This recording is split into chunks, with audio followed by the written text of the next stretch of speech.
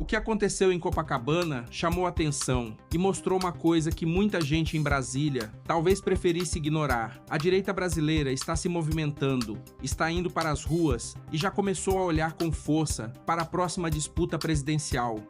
Está começando mais um boletim informativo aqui no seu canal Movimento Brasil Patriota. Eu sou Ademilson e hoje nós vamos falar sobre o lançamento que colocou Flávio Bolsonaro no centro das atenções, diante de uma multidão e com um discurso recheado de propostas que ele promete levar para uma eventual presidência da República. Segundo o relato divulgado por apoiadores, a mobilização para o evento teria sido decidida poucos dias antes. Mesmo assim, as imagens apresentadas mostram uma grande concentração de pessoas acompanhando o lançamento em Copacabana. E foi justamente diante desse público que Flávio Bolsonaro subiu o tom. Ele declarou que pretende ser o próximo presidente da República e afirmou que sua candidatura representaria um enfrentamento ao sistema político atual. A partir daí, veio uma sequência de propostas. Flávio afirmou que pretende organizar as contas públicas e tirar o Brasil do vermelho. Falou em promover aquilo que chamou de um grande tesouraço a partir de janeiro do primeiro ano de governo. Na prática, ele prometeu cortes de impostos, cortes de burocracia, combate à corrupção e redução de cargos ocupados por indicações políticas. É um discurso que conversa diretamente com uma parcela da população cansada de ver máquina pública inchada, imposto alto e burocracia dificultando a vida de quem trabalha, empreende e produz. Mas ele não parou na economia. Na área de segurança pública, o discurso ficou ainda mais duro. Flávio Bolsonaro afirmou que pretende classificar organizações como PCC, Comando Vermelho e milícias como grupos terroristas. Também prometeu o endurecimento das penas para crimes patrimoniais, citando especificamente ladrões de celular. Outro ponto que recebeu forte reação do público foi a promessa de penas mais severas para agressores de mulheres, abusadores e estupradores. Ele defendeu inclusive a castração química para determinados crimes sexuais e também falou na redução da maioridade penal em casos considerados extremamente graves. Esse tipo de proposta certamente deverá provocar muito debate jurídico e político durante a campanha, mas uma coisa ficou evidente no discurso. Flávio escolheu colocar segurança pública entre as principais bandeiras da candidatura. E depois veio a educação. Ele afirmou que mães que não conseguirem vaga para os filhos em creches públicas poderiam receber um voucher para matricular as crianças em instituições privadas. A ideia apresentada é permitir que essas mães possam trabalhar enquanto os filhos permanecem assistidos. Flávio também prometeu mudanças no currículo escolar. Segundo ele, os jovens precisam sair da escola preparados para a vida profissional e não transformados em militantes políticos. Essa é uma pauta histórica da direita brasileira, defender uma educação voltada para conhecimento, capacitação, mérito, profissão e oportunidade. Nas universidades, ele afirmou que pretende aproximar o setor produtivo privado das instituições de ensino, estimulando investimentos em pesquisa, desenvolvimento, tecnologia e inteligência artificial. A proposta, segundo o próprio discurso, seria fazer com que o jovem brasileiro não saísse da universidade apenas com um diploma na parede, mas também com oportunidades reais de trabalho. Outro anúncio foi a criação do programa chamado Minha Primeira Empresa. A ideia apresentada é facilitar o caminho de quem quer empreender.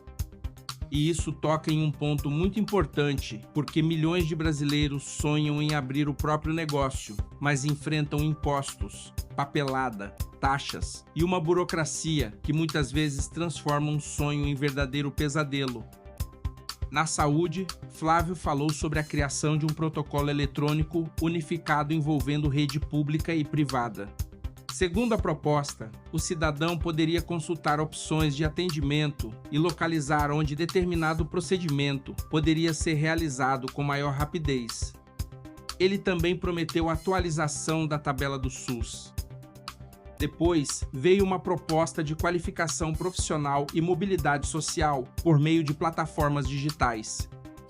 O objetivo, segundo ele, seria permitir que brasileiros tivessem acesso à formação, oportunidades de trabalho e ferramentas para abrir empresas usando inclusive o celular.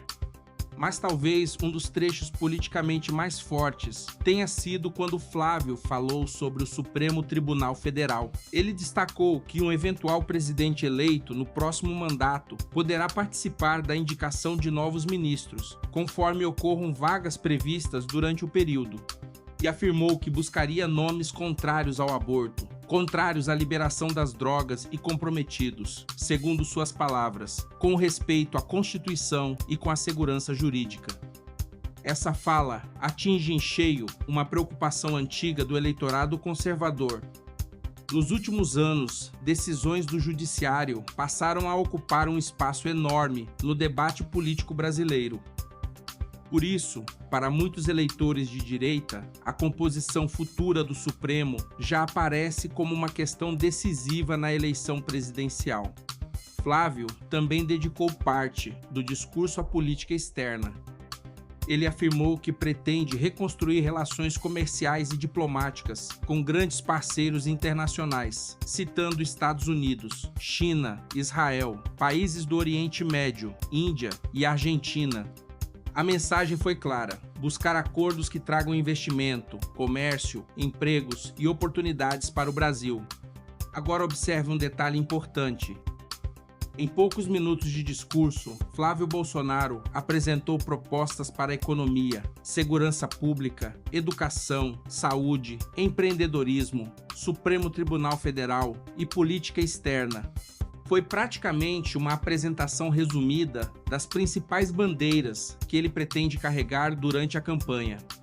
E isso ajuda a explicar por que o evento chamou tanta atenção. Não foi apenas o tamanho do público. Foi também a maneira como a candidatura começou a desenhar uma mensagem política bastante definida. Enquanto o governo Lula tenta defender sua gestão e construir sua narrativa para o próximo período eleitoral, a direita começa a organizar candidatos ao Senado, à Câmara dos Deputados e também sua estratégia para a presidência da República. E aqui existe um ponto fundamental: o presidente nenhum governa sozinho. Não adianta eleger um presidente de direita e entregar o Congresso para partidos que votam contra as principais propostas defendidas pelo próprio eleitorado conservador. Por isso, a disputa pelo Senado será decisiva. A Câmara dos Deputados também será decisiva. Governadores, deputados estaduais e toda a estrutura política construída nos estados terão enorme importância. A eleição será muito maior do que apenas escolher um nome para presidente. Será uma disputa pelo rumo político do Brasil, e o que aconteceu nesse lançamento mostra que a campanha já começou de verdade. Daqui para frente, propostas serão confrontadas, discursos serão analisados e cada candidato terá que explicar para a população aquilo que pretende fazer com o país. Para a direita, o desafio será transformar mobilização popular em votos e transformar votos em força política suficiente para aprovar mudanças no Congresso. Quem acompanha a política brasileira sabe muito bem que promessa de campanha sem base parlamentar pode acabar travada antes mesmo de sair do papel. Por isso, o eleitor conservador precisa acompanhar não apenas a disputa presidencial, mas também observar quem são os candidatos ao Senado e à Câmara em seu estado. O movimento visto em Copacabana mostrou entusiasmo. Agora a grande questão é saber como essa mobilização vai se comportar durante toda a campanha e até onde o nome de Flávio Bolsonaro conseguirá crescer nacionalmente. Uma coisa, porém, já pode ser percebida: a disputa eleitoral promete ser intensa, polarizada e marcada por discussões profundas sobre segurança, economia, educação, valores conservadores e o papel das instituições brasileiras. E nós estaremos acompanhando cada movimentação, cada discurso e cada proposta que possa definir o futuro do nosso Brasil. Que Deus abençoe a sua vida, que Deus abençoe a sua casa, que Deus abençoe a sua família. Muito obrigado pela sua audiência. Até o próximo vídeo, se Deus quiser.